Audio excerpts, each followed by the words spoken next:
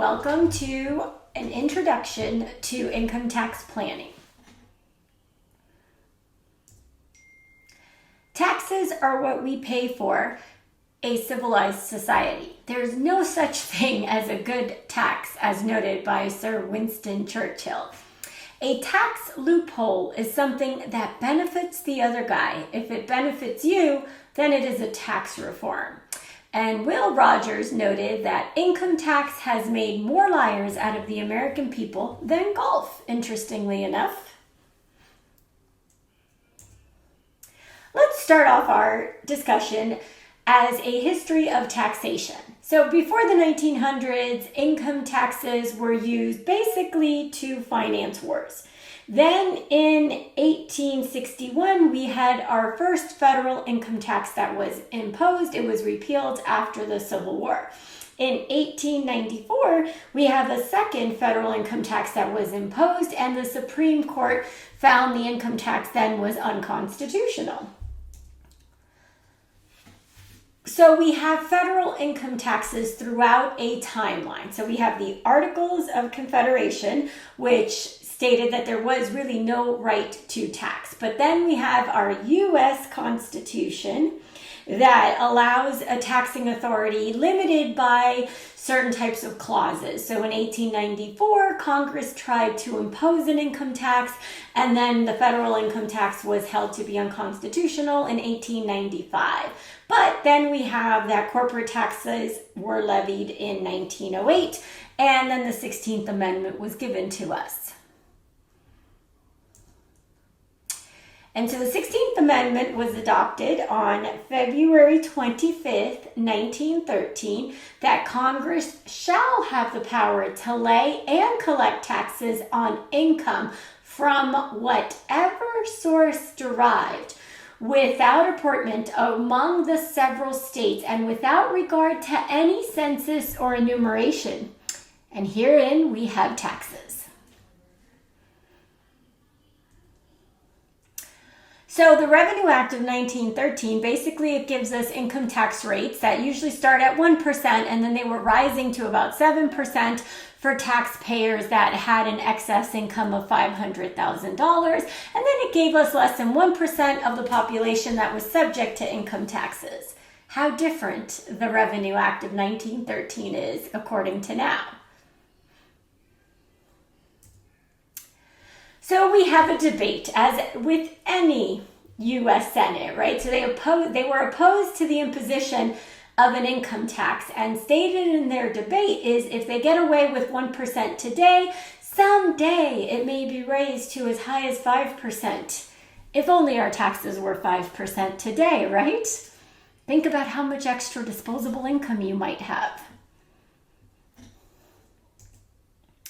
So we have here several of the U.S. government's receipts and outlays. And as you can see, it is getting progressively worse. And as you can see from their expenditures and from their receipts. So if you look at, you see several periods where we were spending a heck of a lot more than we were bringing in. And then we have our 2017 share of income taxes, right? So we have the percentage of total income tax paid versus the percentage of revenues that are returns that had a specified adjusted gross income. So you see here, your income taxes keep growing and growing. And if you are in this ballpark here, you're kind of paying the most amount of taxes. So what does an income tax system do for us? Basically, it provides the government with revenue, and it allows for the management of the economy, right? We have to have a fiscal policy, and we have to encourage the desired behavior that we want. And then the social functions that some would argue that we have seen lately is this redistribution of wealth. But we also have a regulatory function, right, to discourage any undesirable activity. So yes, you should pay your income taxes. There will be a penalty for it. Yes, you have to file a tax return if you meet the requirements. Otherwise, there will be a consequence for that. So we have a tax structure. So the tax base is the amount of which your tax rate is applied. And the tax rate is what you're using to multiply to your tax base to get your liability. It could be proportional, progressive, or regressive. And then you have the incidence of tax, right? The degree to which your total tax burden is shared by other taxpayers. So we have several types of taxes, right? So we have state tax, and then we have estate planning, where you would have estate and gift tax, and you would have generation, skipping transfer, and then you have income tax, right? You have your property taxes, your income tax, your employment taxes, and there's the all-inclusive other tax. So the U.S. federal tax system is basically three separate tax systems. You have your income taxes, you have your estate and gift taxes, and then you have your generation, skipping, or your transfer taxes. So your property taxes are typically based on the asset value, and obviously it's assessed by your state and local governments, although the federal government is constitutionally prohibited from levying a property tax. Typically, this is deductible for federal income tax purposes if you have enough above the standard deduction. Then we have, how do you calculate your federal income tax? Well, the key is to get to your AGI, adjusted gross income. So you would take your income. If you have any exclusions, you subtract that. That would give you your gross income. Then you would deduct any deductions for your adjusted gross income that you're allowed to get to your AGI. Once you get your adjusted gross income, that is typically the last line on your 1040, your first page of your 1040, but that was changed in 2020. So we'll see. So it's a shorter form, but it's still the last line. So adjusted gross income, then we would either reduce it by our itemized or our standard deduction, whichever is greater. And you could also reduce your AGI by your qualified business income deductions. That gives you your taxable income. And then you would calculate your tax. Then if you had any tax credits, and then you would either have what you're going to pay or your refund. And we have several types of employment taxes. So for example, FICA, this is paid by the employee and the employer. And in 2020, it was at a rate of 6.2 up to $137,700 of wages. Your Medicare rate was at 1.45 with no cap.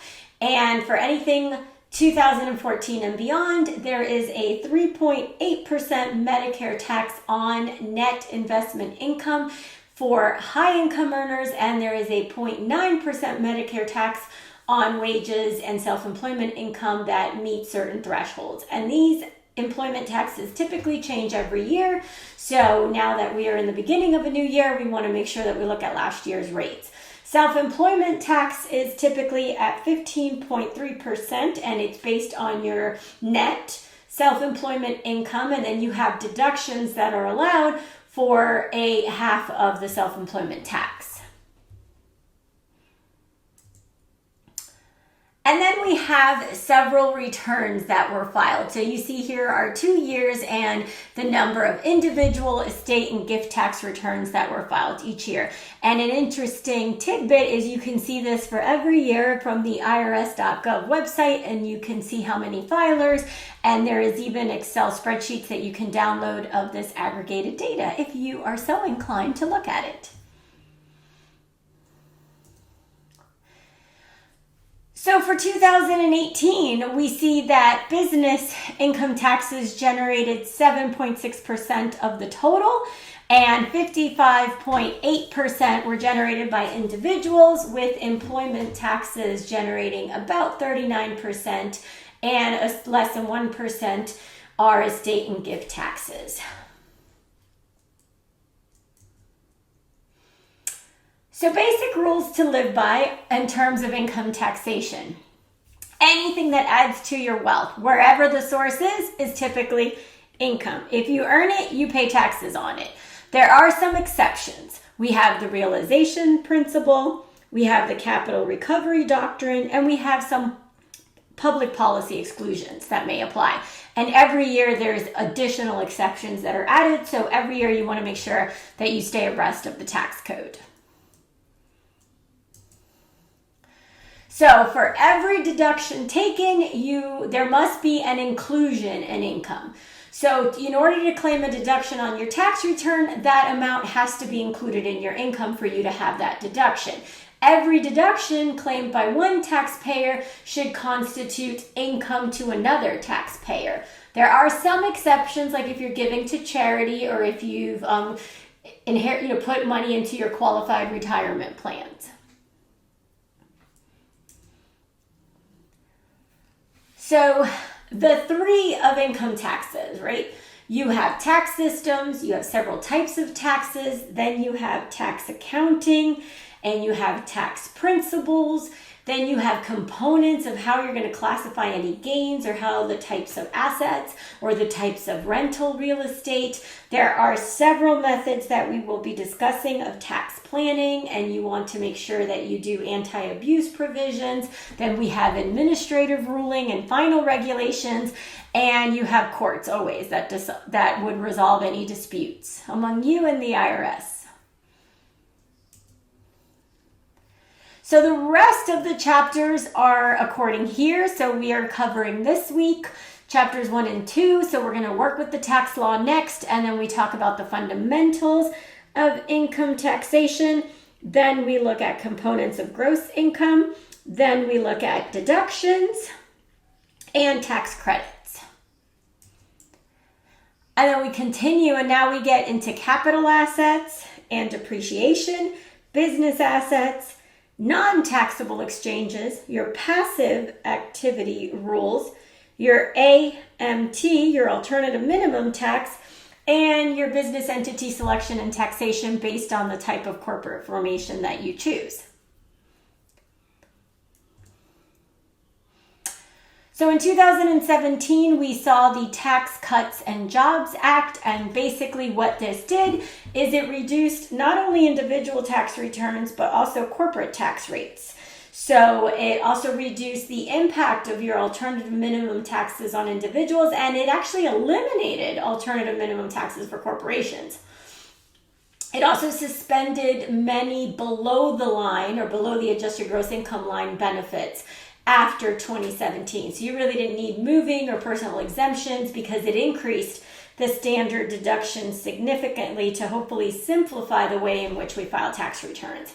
And it expanded the child tax credit, and it gave you other dependent tax credits. It provided more flexibility with the 529 plans for saving for your education, and it created a 20% deduction for flow-through entities. It limited our net operating loss carrybacks, but it also limited losses from trades and businesses.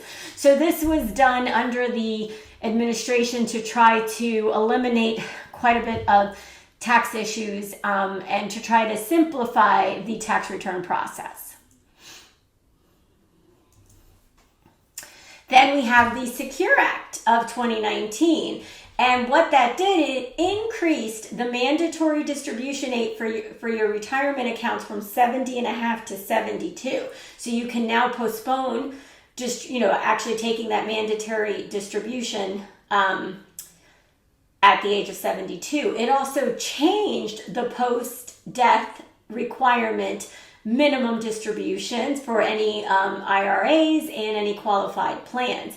It eliminated the restriction of prohibiting your IRA contributions after 70.5, so you can do that. And then it created a new exception from the 10% early distribution penalty. So from your IRA and your qualified plans.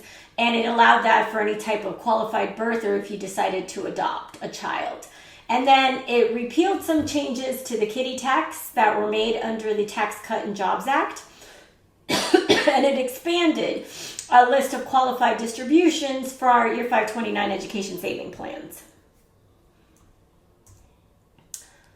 So some last thoughts for additional taxes. So Thomas Jefferson noted that the same prudence which in private life would forbid our paying our own money for unexplained projects forbid it in the dispensation of that of public monies. Interesting thought there.